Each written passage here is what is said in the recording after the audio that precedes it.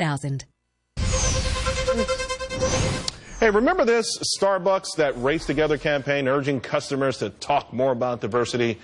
Many saying it didn't need Starbucks to tell them how to act. Well, now Starbucks is getting in on the election. Advertisements right now in the Wall Street Journal, the New York Times, urging Americans to, quote, go beyond the hatred and vitriol of the 2016 campaign. To Liz McDonald and Hatley Heath Manning. All right, Liz, now you say this could be Starbucks retaliating against Trump. How's that? Maybe a retaliation, I'm not sure, but it is interesting that Donald Trump just last Christmas season called for a boycott of Starbucks because Starbucks had basically removed the symbols of the season from its cups. Some people say that wasn't that at all. It was very controversial. Take a listen to what Donald Trump said. Did you read about Starbucks? No more Merry Christmas on Starbucks. No more. I wouldn't buy. Hey, look, I'm speaking against myself. I have one of the most successful Starbucks in Trump Tower. Maybe we should boycott Starbucks. I don't know. Seriously. I'm not sure the two events are linked, but, you know, it is interesting that we have a very long advertisement, as you pointed out, Charles. Yeah.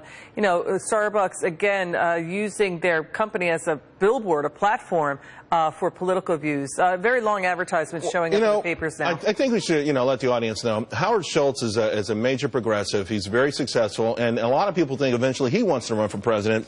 He's also one of the authors behind Conscious Capitalism. It's not a concept I agree with, Hatley, but when I look at this ad in the Wall Street Journal, he's talking about the headlines and he's talking about social media, and it's pretty clear to me he's talking at least about the GOP in general, if not Donald Trump in particular. Do you have any problems with this?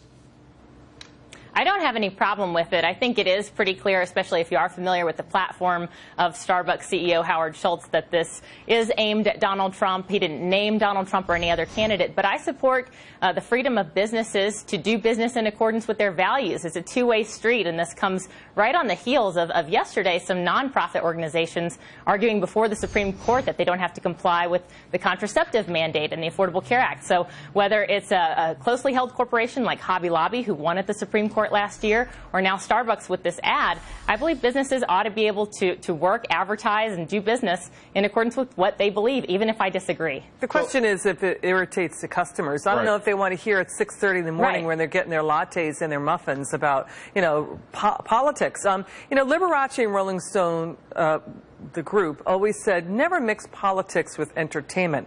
And now we have, product placement in movies. We've got sports stars acting like, their chests are billboards for ads. Now we have political placement being done by Starbucks. Well, certainly, Hatley, when Howard Schultz put his employees in that awkward position of writing on these cups, it was an unmitigated disaster. Now, to your point, maybe he does have a right to do this, but is there anywhere where we draw the line, because a lot of people would just like to go to Starbucks and have their coffee and not necessarily have them preach to them at the same time?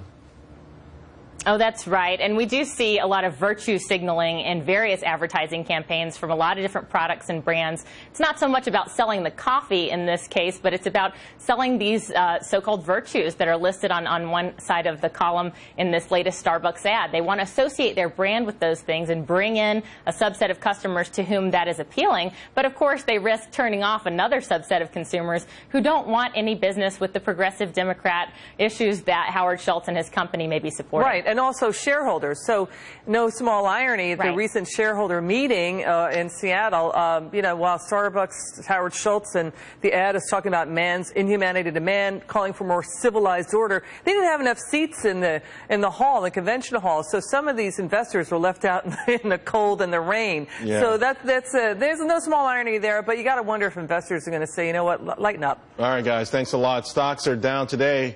That 5-week winning streak at serious risk. We're going to break it all down for you and what you should be doing with your money next.